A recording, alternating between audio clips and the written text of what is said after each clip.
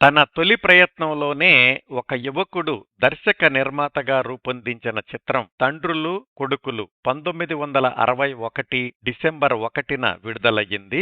నిర్మాణ సంస్థ రఘురాం ఫిలిమ్స్, నిర్మాత దర్శకుడు కె హేమాంబరధరరావు. ఈ సినిమా కథ క్లుప్తంగా అనగనగా రామానగరం అనే ఊళ్ళో స్కూలు మాస్టారు రాఘవయ్య. ఆయన కొడుకు వాసు పట్నంలో చదువుకుంటున్నాడు. కూతురు వాణికి పెళ్లి చేసినా కట్నం బాకీ తీర్చలేదని వియ్యంకుడు లోకాభిరామయ్య వాణిని కాపురానికి తీసుకెళ్లాడు. వాణి భర్త బ్రహ్మం మాత్రం మారువేషాల్లో వచ్చి వాణిని కలుస్తుంటాడు. ఈ కథలో విలన్ రాజారావు అనే కాంట్రాక్టర్. అతడి కూతురు లలిత కూడా పట్నంలో చదువుకుంటూ ఉంటుంది.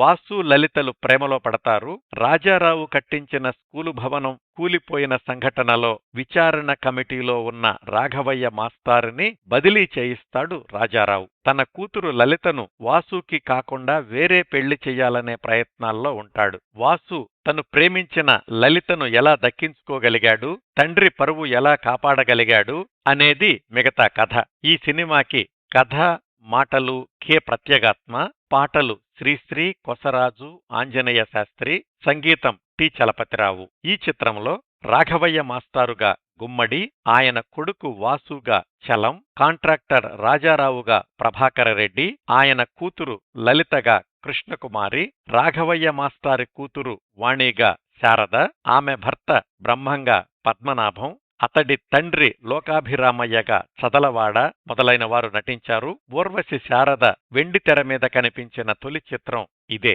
ఒక మాదిరి విజయం సాధించింది ఈ తండ్రులు కొడుకులు చిత్రం.